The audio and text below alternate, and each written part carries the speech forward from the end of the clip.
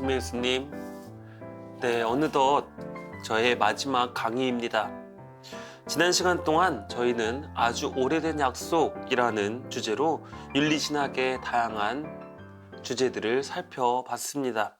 첫 강의를 시작하면서 우리 일상에서 마주하는 모든 것들에 윤리라는 단어만 붙이면 이 기초윤리 혹은 특수윤리의 주제가 된다라고 말씀을 드린 바 있습니다. 그래서 그 중에서도 우리가 특별히 지난 시간 동안 다룬 주제를 생각해 보면 믿음, 희망, 하느님 사랑, 이웃 사랑의 덕, 자유, 죄, 성사와 같은 기초윤리 신학의 주제들을 다루었고요. 사회교리, 동성애, AI 윤리, 그리스도교 육체관, 생명윤리, 성윤리, 안락사, 낙태, 그리스도교 여성관 등과 같은 특수윤리 신학의 주제들 역시 다루었습니다. 지난 강의 자료들을 다시금 정리하면서 저는 이 시대의 뛰어난 발명품 플라스틱을 생각해 보게 되었습니다. 플라스틱은 1860년대 당구공예 재료로 주로 사용되던 비싸고 귀한 아프리카 코끼리의 상아를 대체할 물질을 만들려는 노력에서 탄생되었습니다. 인간은 이를 위해서 농나무에서 고형분을 얻어서 셀룰로이드를 만들었고 이것이 곧 플라스틱의 시작이 됩니다.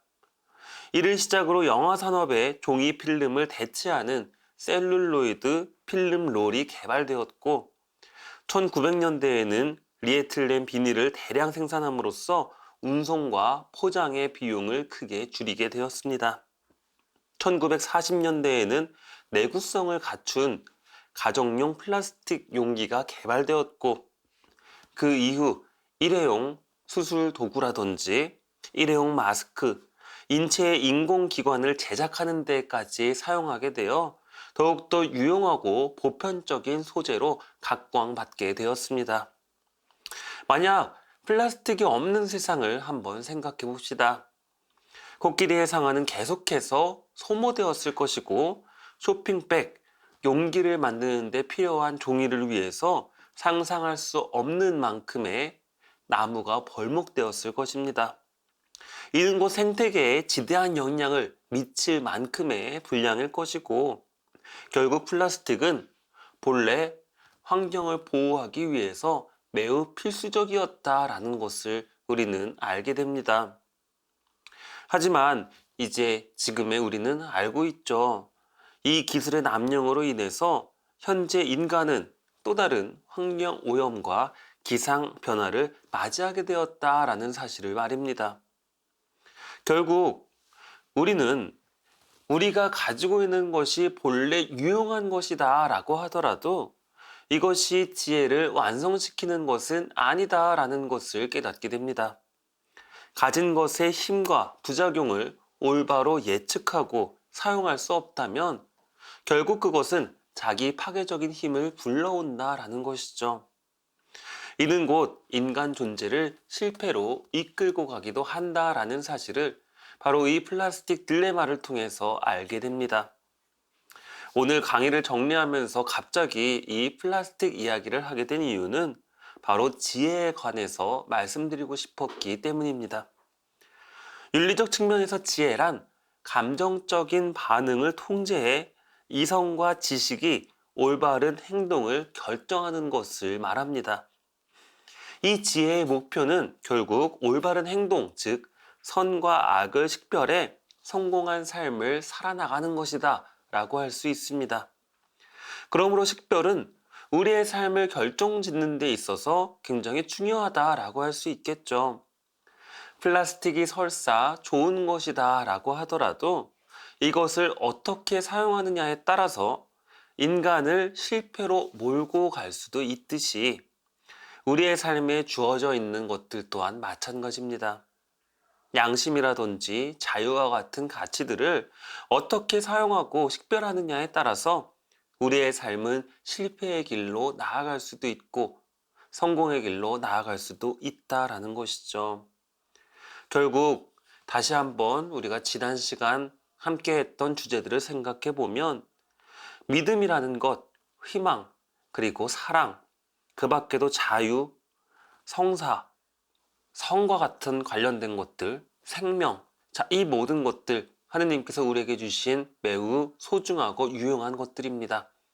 하지만 이것을 우리가 지혜 없이 마음대로 사용하게 된다라면 그것은 결국에는 또 다른 좋지 않은 행실들을 파생시킬 수 있다라는 점에서 우리에게 있어서 윤리적 식별은 아주 중요한 것이다 라고 다시 한번 강조드릴 수 있을 것 같습니다.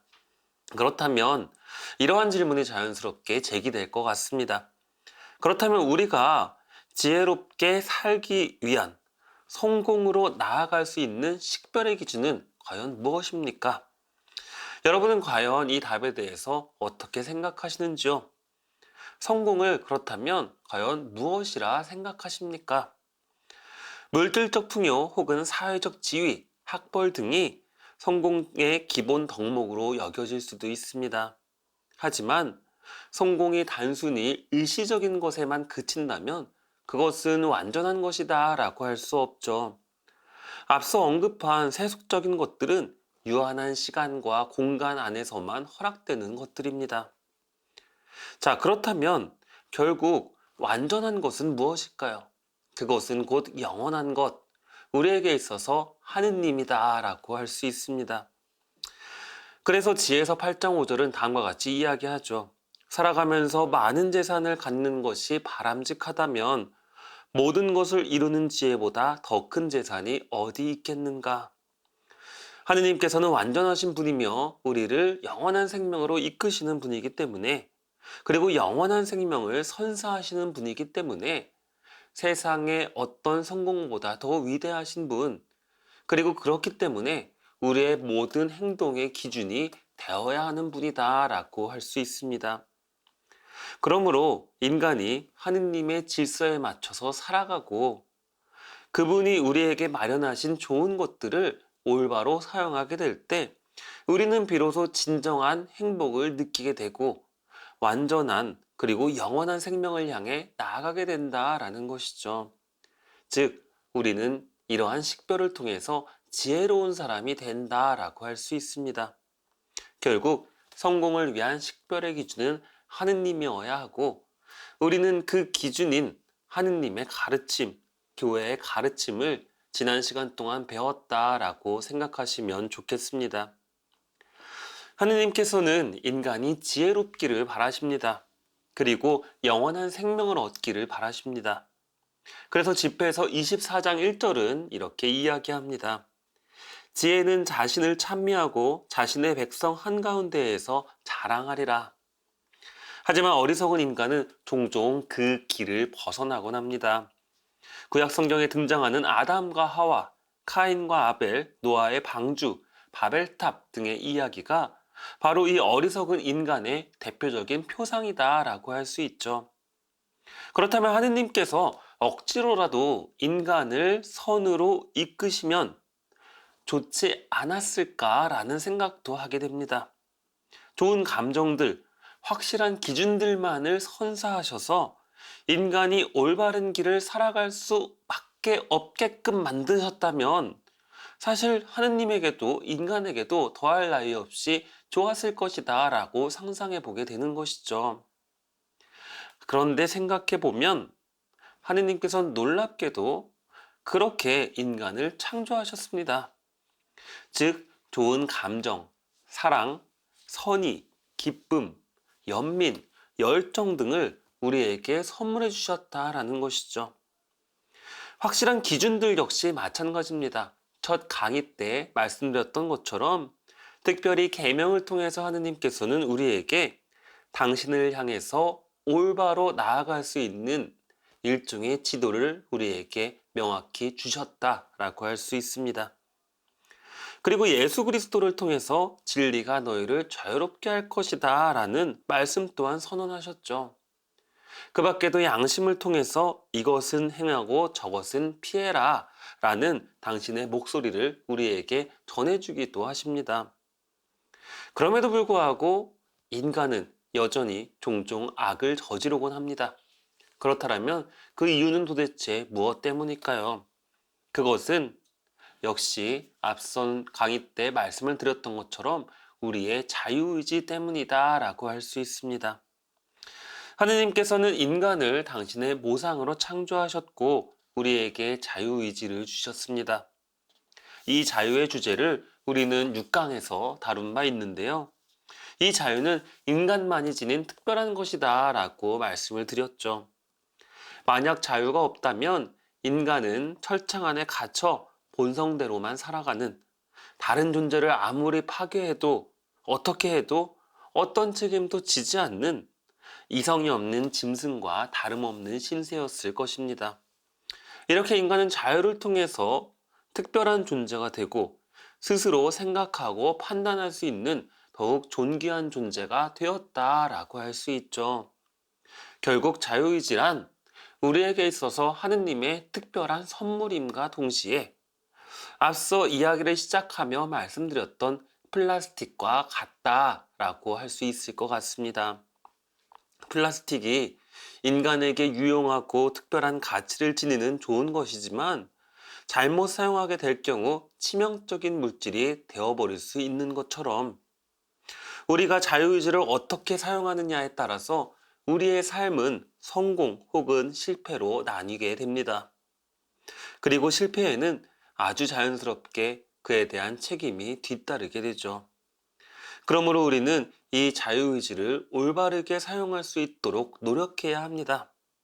그리고 각별히 주의를 기울일 때 우리는 성공의 길로 나아가게 된다라는 것을 꼭 기억해야만 합니다.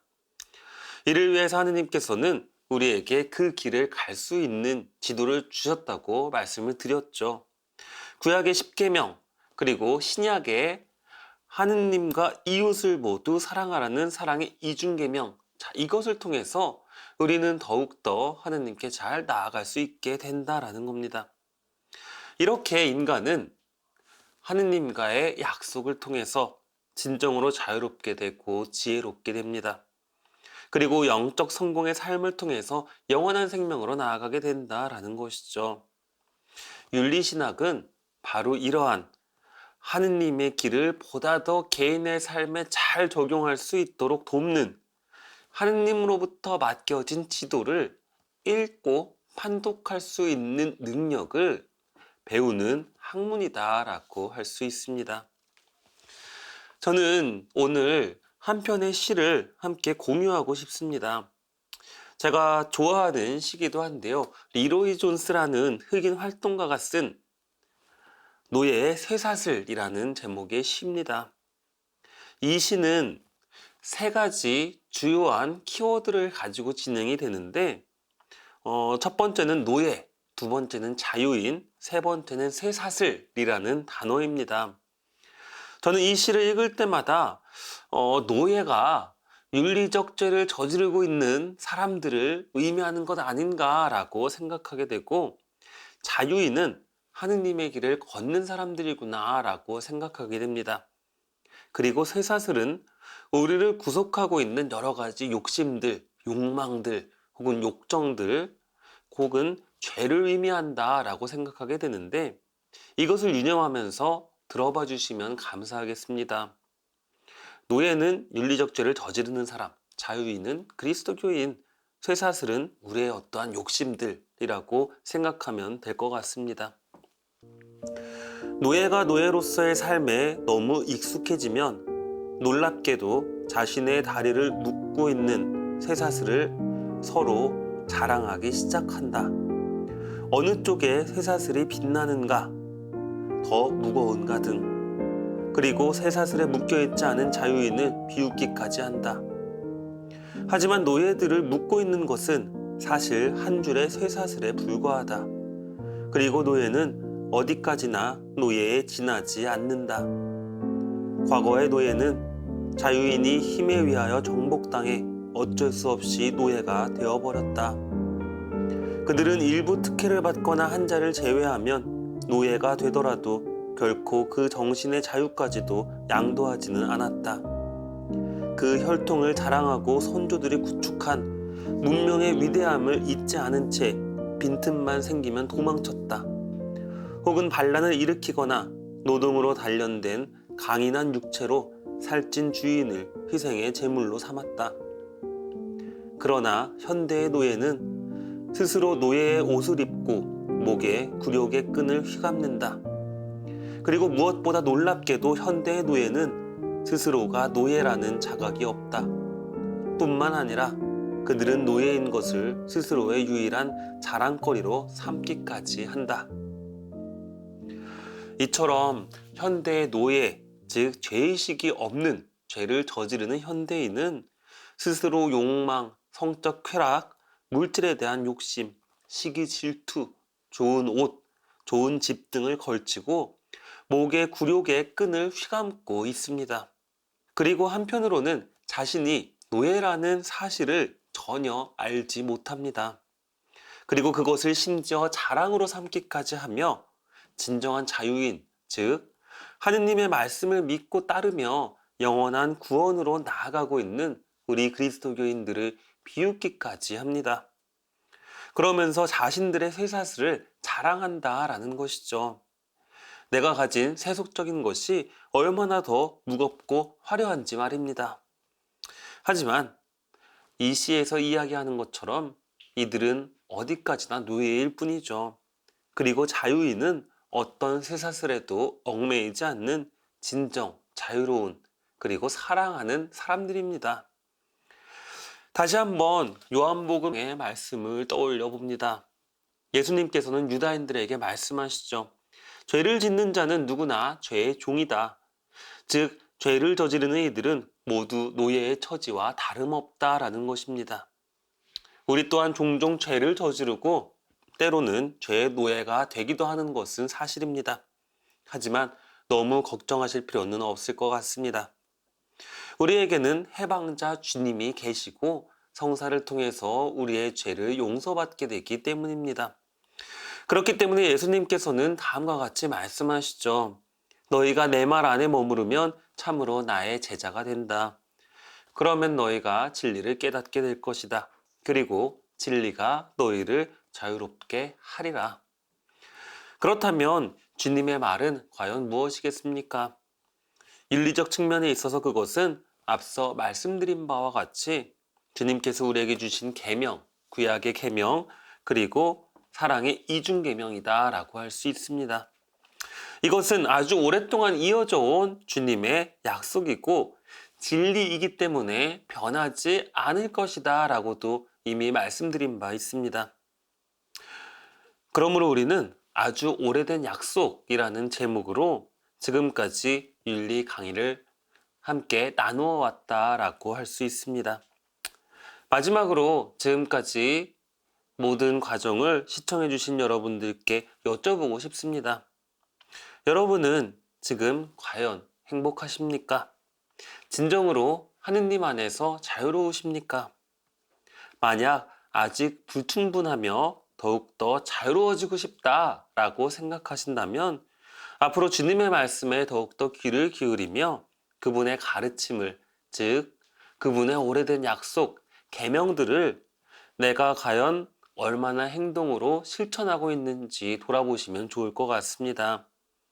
그리고 때때로 죄를 저지르게 되면 고해성사실에서 우리를 사랑으로 기다리시는 주님을 찾아가서 그분께 죄를 고백하고 회개하고 그것을 통해서 다시금 깨끗하게 되는 기회를 계속해서 만드심으로써 우리의 영혼을 더욱더 깨끗하게 그리고 투명하게 관리해 나가시길 바랍니다. 그렇다면 우리는 언젠가 한없이 하느님 앞에서 깨끗한 나 자신을 발견하실 수 있을 것입니다. 여러 가지 어려운 주제들도 있었고 지루한 주제들도 있었을 텐데 열심히 시청해주신 또 시청자분들께 감사드리면서 앞으로도 계속해서 여러 가지 윤리적 주제들에 대해서 관심을 가져주시기를 부탁드립니다. 내가 행동을 실천하는 것도 중요하지만 사회적인 변화 역시도 함께 동반되어야 하는 것이 우리 그리스도교 윤리가 가지고 있는 특별한 과제다라는 점을 기억하시면서 앞으로 신앙 안에서 여러 가지 윤리적 문제들에 대해서 많은 관심 가져주시길 또한 부탁드립니다. 감사합니다.